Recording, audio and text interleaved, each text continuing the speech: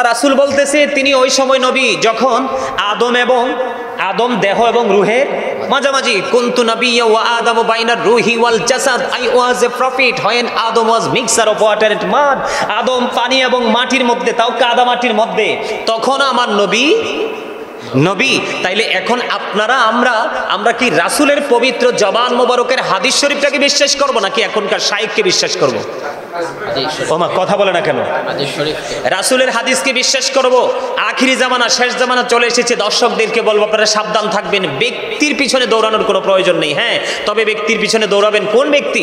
যেই ব্যক্তির সিনায় আল্লাহর প্রেম, রাসূল প্রেম, ওলি প্রেম, সাহাবাই কেরামের প্রেম, মানে ধীরে ধীরে যাদের মাধ্যমে আজ পর্যন্ত আমরা ইসলাম পেয়েছি, পূর্বসূরি যারা আইম্মাই কেরাম ছিলেন, তাদের প্রতি ধীরে ধীরে স্টেপ বাই স্টেপ শ্রদ্ধা রেখে যে আলেমগুলো কথা বলে, আলোচনা করে, ইমানকে শক্ত করার জন্য তারা পরিশ্রম করে, ওই সমস্ত আলেমদের সাথে যুক্ত হবেন। কারণ ওই সমস্ত আলেমগুলো হলো হক, আর এই হক হলো আহলে সুন্নাত ওয়াল জামাতের অন্তর্ভুক্ত। এখন বলবেন আপনারা আহলে সুন্নাত ওয়াল জামাতের মধ্যে তো অনেক বক্তা পীর নাম দিয়ে তারা অনেক ভণ্ডামি করছে। আমি অস্বীকার করছি না, আপনাদের মধ্যেও তো আছে ওপেনলি ভণ্ডামি করছে, কোরআন হাদিসের সহি প্রমাণ থাকার পরেও ভণ্ডামি করতেছে, আছে না আমাদের মধ্যে?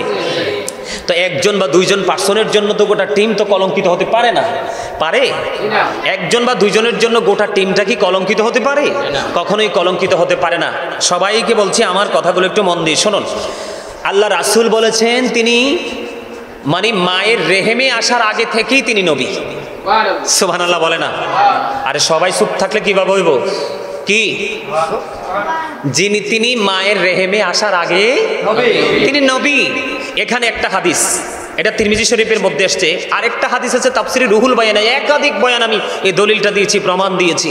সেটার রাবিও হযরতে আবু হুরায়রা রাদিয়াল্লাহু তাআলা আনহু। একদিন জিবরাইল আলাইহিস সালাম প্রশ্ন করলেন, ইয়া রাসূলুল্লাহ, আমার রাসূল প্রশ্ন করলেন জিবরাইল আলাইহিস সালামকে, জিবরাইল তোমার বয়স কত? ইয়া রাসূলুল্লাহ, আমার বয়স কত আমি বলতে পারবো না, তবে একটা ঘটনা আমি আপনাকে বলতে পারবো। তখন আমার রাসূল বললেন, তোমায় কি ঘটনাটা বলো। তখন জিবরাইল আলাইহিস সালাম আমার রাসূলকে বলতেছেন, তাফসিরে রুহুল বায়ানের 3য় খণ্ড 543 পৃষ্ঠা উল্লেখ রয়েছে। হাদিসের রাবি হলেন হযরতে আবু হুরায়রা রাদিয়াল্লাহু তাআলা আনহু। আমার রাসূলকে যখন প্রশ্ন করা হলো, আমার রাসূল যখন প্রশ্ন করলেন, জিবরাইল বললেন, ইয়া রাসূলুল্লাহ, 4র্থ আসমান মতান্তরে 7ম আসমানের উপর একটা তারা ওঠা অবস্থায় দেখেছি 70,000 বছর। এটা ওঠা অবস্থায় 70,000 বছর থাকতো, আবার যখন অস্ত যাইতো অস্তমিত অবস্থায় 70,000 বছর থাকতো। এই দৃশ্যটা আমি আমার জীবনে এই যাবৎকাল আমি 72,000 বার দেখেছি। সঙ্গে সঙ্গে আল্লাহ রাসূল বলেছেন, আমি আমার আল্লাহর ইজ্জতের কসম করে বলছি জিবরাইল, ওই তারটাই ছিলাম আমি, নবী। এত সুন্দর চমৎকার বয়ান, রাসূলের পবিত্র জবান মোবারকের বয়ানকে যারা অস্বীকার করে, আপনি আমার কাছে সবচেয়ে বেশি আফসোস লাগে ওই মানুষগুলোর জন্য, তিনি ব্যক্তিটাকে ভালোবাসছেন, রাসূলকে ভালোবাসতে পারেননি। তিনি ব্যক্তিকে ভালোবেসেছেন, তিনি রাসূলকে ভালোবাসতে পারেননি।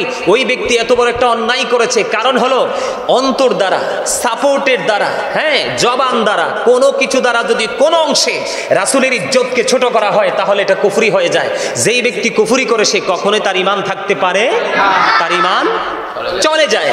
তাহলে আমার কাছে অবাক লাগে আমি কিভাবে মানুষ এই কমেন্টসগুলো করে এবং কিভাবে মানুষের বক্তব্যগুলো দেয়।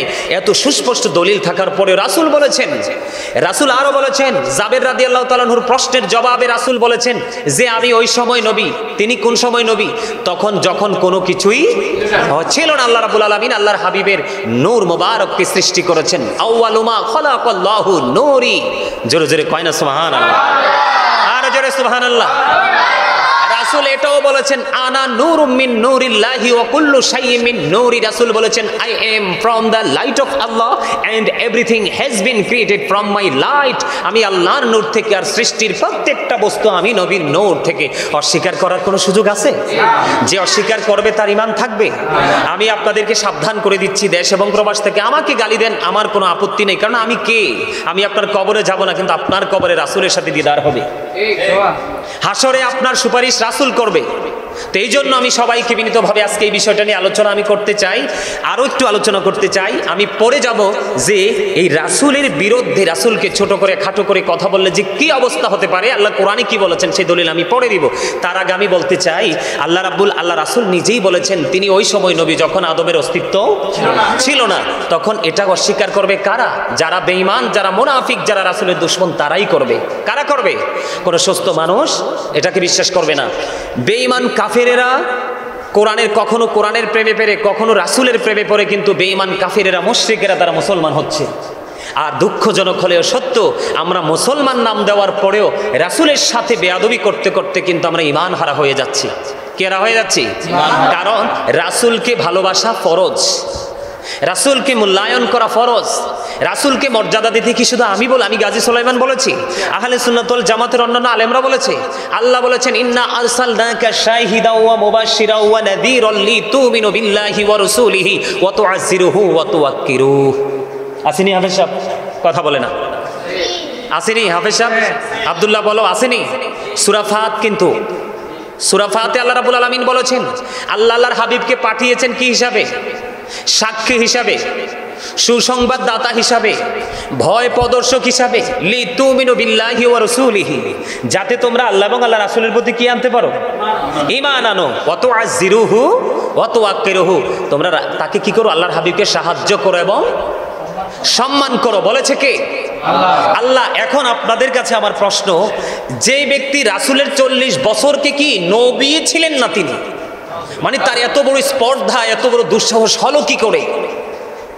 যিনি বললেন তিনি 40 বছরের আগে নবী ছিলেন না, ওই ব্যক্তিটার এই বক্তব্যটা কিভাবে মানুষের কাছে গ্রহণযোগ্য হয়?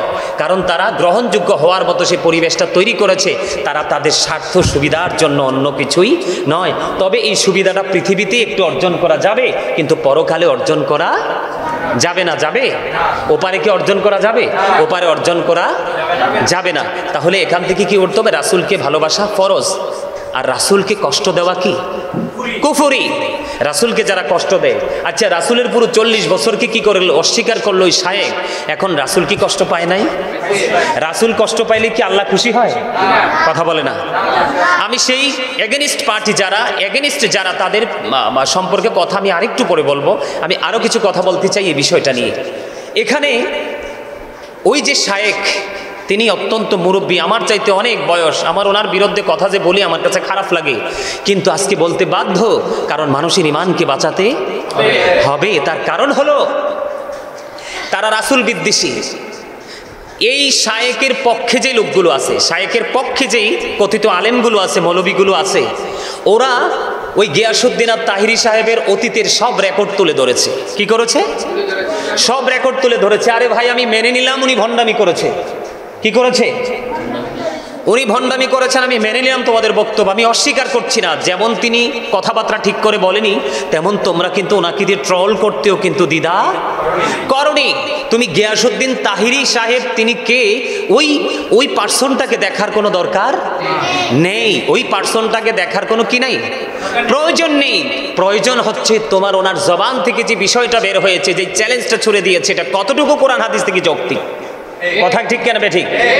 আরে এই ওনার যে এত চমৎকার একটা ভূমিকা, এটাকে নিয়ে ট্রল করছে, ওনার অতীতকে টেনে আনছে। আরে ভাই, অতীতকে টেনে এনে তো আপনি এত বড় অন্যায়কে ধামাচাপা দিতে পারবেন না। এই দেশের আলেমরা তো বকলম না। আহলে সুন্নাত ওয়াল জামাতের আলেমরা যারা, তারা সত্যিকারের কিতাব পড়েই তারা আজকে কিন্তু আলোচনার জগতে এসছে। তারা মসজিদের পবিত্র জায়গা দাঁড়িয়ে তারা বয়ান দেয়, খুতবা দেয়। তারা কিন্তু আপনাদের মতো আলঝাল কথা বলে নয়। আপনারা বলেন ওনার সাপোর্টার যারা, উনি কিন্তু ওই যে বলছে না, আমি নামটা ওই কথাটা আমি দ্বিতীয়বার বলতে চাই না, আমাদের গিয়াসউদ্দিন আত-তাহিরি সাহেব যে একটা শব্দ বলেছে না, তিনি চুপ। তিনি কি মুখ একবারে তালা ঝুলিয়ে, অটো তালা ঝুলিয়ে বসে আছে। মানে তিনি পৃথিবীর মানুষের কাছে মহৎ সাজতে চায়। মহৎ হতে হলে মালিকের দয়া লাগবে, মদিনাওয়ালার সুদৃষ্টিভঙ্গি লাগবে, ঠিক কিনা? মদিনাওয়ালার নুরানি নজরে করম লাগবে। তুমি হয়তো তোমার মতো কিছু মানুষের কাছে প্রিয় হতে পারবে, তোমার কাছে কিছু অন্ধ মানুষ রয়েছে, ভক্ত রয়েছে, তারা আবেগী, তারা বিবেকী নয়। তারা যদি বিবেকবান হতো, ব্যক্তিটাকে, পার্সনটাকে তারা সেটা দেখতো না, দেখতো তারা বিষয়টা। এখানে কিন্তু গিয়াসউদ্দিন আত-তাহিরি সাহেব যে মানুষটা কি, সেটা আমার দেখার বিষয় না। বেশি হচ্ছে ওনার যে বক্তব্য, ওনার যেই সামনের দিকে অগ্রসর আর ধারা, সেটা সঠিক আছে কিনা, সেটা হচ্ছে আমাদের দেখার বিষয়। এখন ওই যে শায়েকের এই বক্তব্য, অন্যায় বক্তব্যকে বৈধ করার জন্য, কি করার জন্য? বৈধ করার জন্য শায়েক মহান মানুষ, উনি মানবিক মানুষ, উনি অনেক ধরনের মানুষের জনকল্যাণের সাধিত। আমরা তো অস্বীকার করছি না। গিয়াসউদ্দিন আত-তাহিরি সাহেবকে একবারও বলছে, গাজী সুলাইমান আল কাদরিকে একবারও বলেছে আহমদুল্লাহ সাহেব ওই শায়েখ তিনি খারাপ মানুষ? আরে উনি তো ওনাকে আমি খারাপ বলিনি, বলবো না, ওনার বক্তব্যটা খারাপ। ওনার নিয়ত খারাপ, উনি মানুষ খারাপ না। উনি যে রাসূলের 40 বছরকে মাইনাস করে দিল, রাসূল বলল আমি তখন থেকে নবী, তুমি বলল না। তোমার এত বড় স্পর্ধা আসে থেকে? তুমি শুধু কোরআন হাদিস পড়ো না, ইতিহাসবিদদের কথাও পড়ো তুমি একটু, তখন তুমি বুঝতে পারবে। একজন ইংলিশ কবি, আমি নাম বলতে চাই না, উনি বলেছেন হযরত মুহাম্মদ সাল্লাল্লাহু আলাইহি সাল্লাম was born in Arab country. His father's name was Abdullah, his mother's name was Amina. His father said died before he was born. He lost his mother in his childhood. He was very truthful. ওই ইহুদিরা পর্যন্ত বলেছে আমার নবী ছিলেন শ্রেষ্ঠ সত্যবাদী, আর তুমি সাহেব কে? সুবহানাল্লাহ বলে না কেন? মানে এমন চুপচাপ বসে আছে মনে হচ্ছে এর চেয়ে ভদ্রলোক আর কেউ নাই, এমন আল্লাহওয়ালা বুজুর্গ লোক কেউ নাই। কিন্তু ওটা যে কত বড় দুশ্মনের রাসূল, এটা বোঝাইবার ভাষা আমি গাজী সুলাইমানের নাই, আমার নাই। অত্যন্ত দুঃখের সাথে ওই লোকটার নামটা আমার নিতে হয়েছে। আমার দীর্ঘ লং সময় কিন্তু আমি তাদের নাম নিয়ে কখনো কথা বলিনি। আজকে আমি কিছু কথা বলবো। তাদের আরও কিছু কোরআন হাদিস বিরোধী, শুধু মানুষকে খুশি করার জন্য, মানুষের মনের গড়ে জায়গা করার জন্য তারা যে কর্মগুলো করছে, এই কর্মগুলো আমি তুলে ধরবো একটু পরে। এখানে আমার বিষয় হলো তাহিরিকেও দেখার আমাদের দরকার নেই, ওই শাইখকেও দেখার দরকার নেই, দেখার দরকার হলো বক্তব্য। কথা বলেন, আমার দেখার দরকার কি? বক্তব্য। আমি ওই শাইখকে বলবো, আপনি আপনার যেই কি বলবো, আমি খারাপ ভাষা বলার অভ্যাস নাই এবং বলতে চাইও না। আপনার যেই কি বলে এটাকে, এই কি সহজ মানে আপনার যে সংগঠন আসুন্নাহ ফাউন্ডেশন থেকে যেই লোকগুলোকে আপনি নামিয়ে দিয়েছেন, আপনি এগুলোকে দিয়ে যতই আপনি চাপাবাজি করেন না কেন, তাদেরকে দিয়ে যতই বক্তব্য দেন না কেন, আপনি কিন্তু মহৎ হতে পারবেন।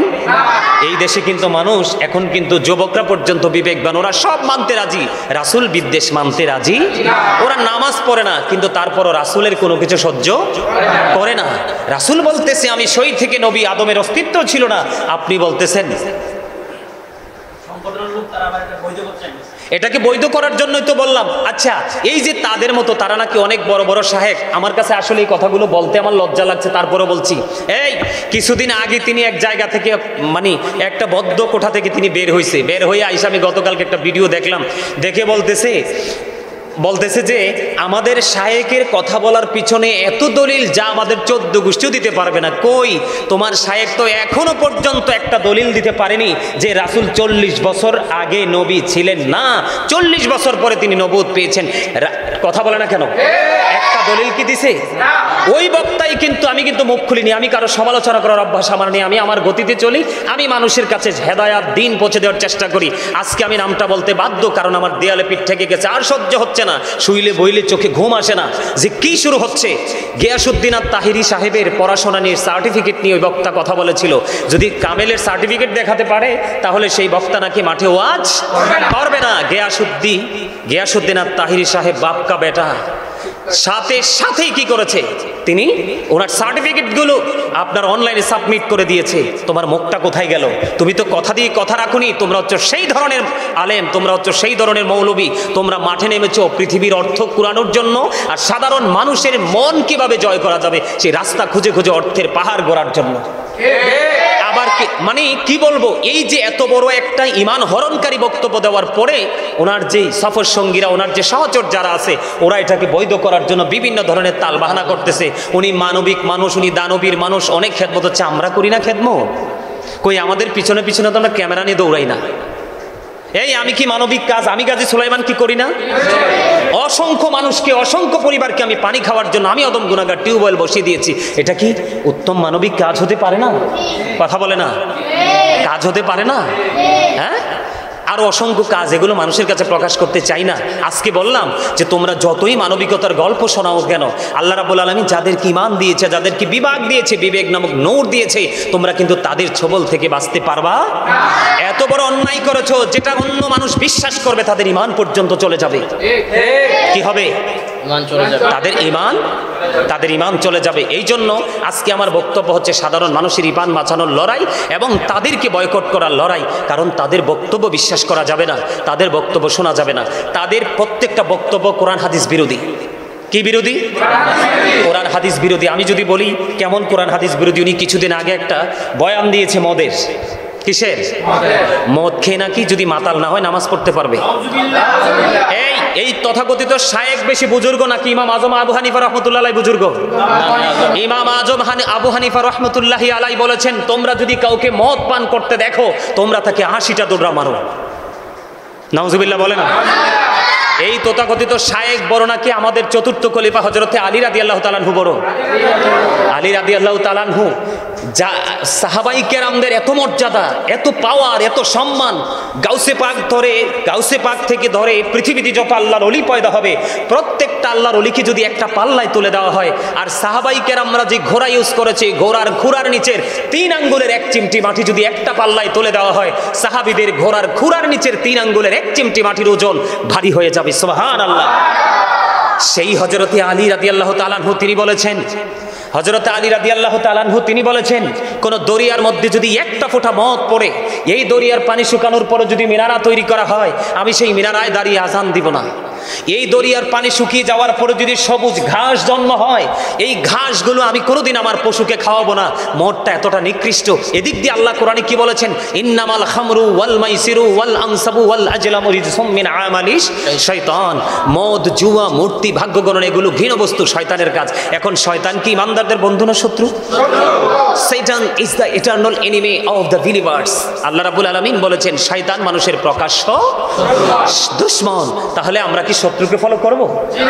আল্লাহ নিজে বলতেছে, দেখো তাদের দূরদর্শিতা, তাদের কত অন্যায়, তাদের বক্তব্য কতটা ইমানের বিপক্ষে চলে যায়। তাদের বক্তব্য বনে প্রাণে যে বিশ্বাস করবে, আমি আমার দর্শক যারা আছেন, যারা আমার ভিডিও শুনেন, যারা আমার শত্রু, তাদেরকেও পায়ে ধরে বলবো, আপনারা আজকে হয়তো বুঝবেন না, আপনারা কিন্তু 2টা চোখ খাটার পরে ঠিকই বুঝবেন কত বড় যন্ত্রণার জায়গা আপনারা দাঁড়িয়েছিলেন। কথা ঠিক না? ঠিক কথা কি ঠিক না?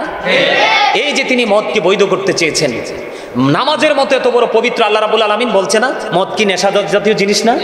আল্লাহ রাব্বুল আলামিন কি নেশাকর অবস্থায় নামাজ পড়তে নিষেধ করছে না? কথা বলে না? নিষেধ করছে।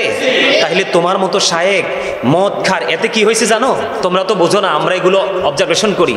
এতে একটা মজার জায়গা হলো কি, উনি মানে যুব সমাজ যারা নেশার দিকে আসক্ত, উনি তাদের মনে একটু জায়গা করতে চেয়েছে। কি করতে চেয়েছে? তিনি তাদের মনে একটু জায়গা করতে চেয়েছে। কারণ তাদেরকে দিয়ে কিন্তু যে কোনো লোককে শুট করানো যায়, তাদেরকে দিয়ে কিন্তু মাতাল করে যে কোনো লোকের হাত কেটে নিয়ে যাওয়া যায়। তো ও তো বুঝতেছে না, ও তো সরল মনা মানুষ। এটা হচ্ছে তাদের একটা অপকৌশল। আরেকটা বক্তব্য হলো, উনি তো সুন্নাহ ফাউন্ডেশন নাম দিছে। সুন্নাহ মানে কি? সুন্নাহ মানে হলো রাসূল শুরু থেকে শেষ পর্যন্ত আমাদেরকে যা কিছু দেখিয়ে গেছেন, এগুলোকে মনে প্রাণে বিশ্বাস করে বাস্তব জীবনে বাস্তবায়ন করার নামই হলো সুন্নি জামাত।